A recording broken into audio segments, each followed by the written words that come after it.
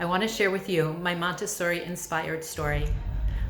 At one point in time, my family and I had moved, and we were looking, I was looking for a job, and my sister-in-law, Ilana, she said to me, "Oh, you have to look into this school. It's really a great school, and it seems so up your alley. They love education. They're really dedicated. I just switched my children there." So I said, "Great." I was moving into the community, needed a job, and was pretty important for me to find that job. We were looking to buy a house.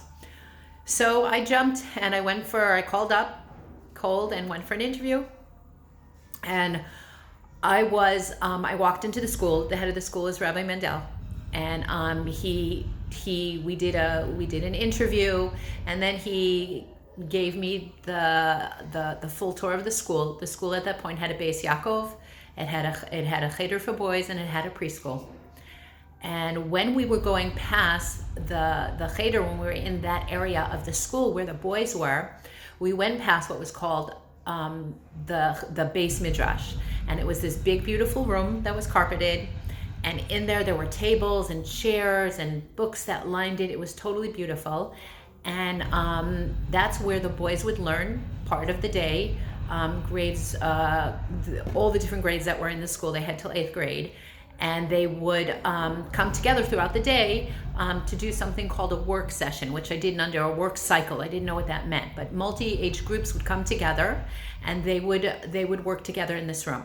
So as we were standing outside the door of the Beis Midrash talking, Rabbi Pressburg came out. He was one of the head teachers in the room, the head rebbeim, and he came out to explain to me a little bit about Montessori, what that meant, what the classroom looked like, what are the differences, the changes, how they learned, kind of thing.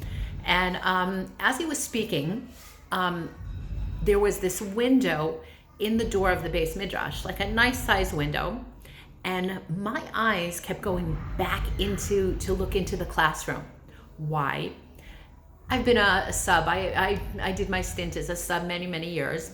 And I know many times when a teacher walks out of the room that sometimes the children in the room, they feel a certain amount of freedom, and they can take advantage of that freedom. They can push the boundaries.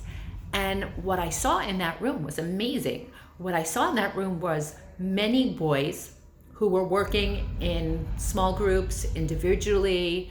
There was another teacher there that was helping a different boy.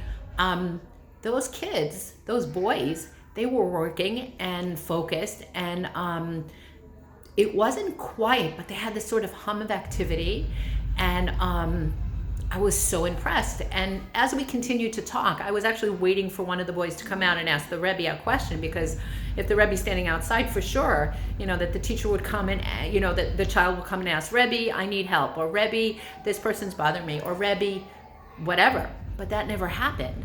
The children in the classroom, the children in the Beis Midrash, they were actually really focused on what they were doing and what they were learning. And they weren't all doing the same thing. There were multiple things happening in that room.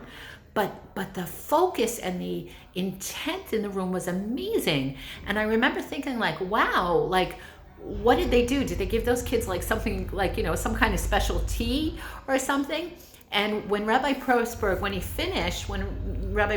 Mendel had finished speaking, I remember him asking me, "Are there any questions? Do you have anything you want to ask about?" And I looked at him and I said, "It's amazing what's going on in what you shared with me. It's amazing. But I have one question that I want to ask. How did you get those boys to take responsibility for their learning? How did you get those boys to take responsibility for their actions in the classroom?" That was amazing. And I want to tell you something. That I've seen that in Montessori inspired classrooms. That is something I've seen again and again and again.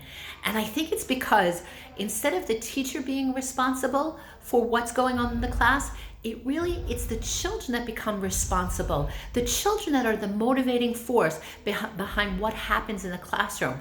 And the impact is tremendous. The impact is not just an impact in terms of their learning. The impact is an impact that impacts their behavior and their attitude toward learning.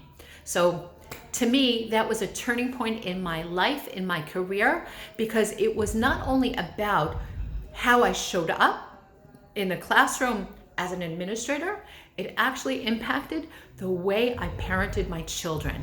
So thanks for letting me share. I hope that's valuable for you.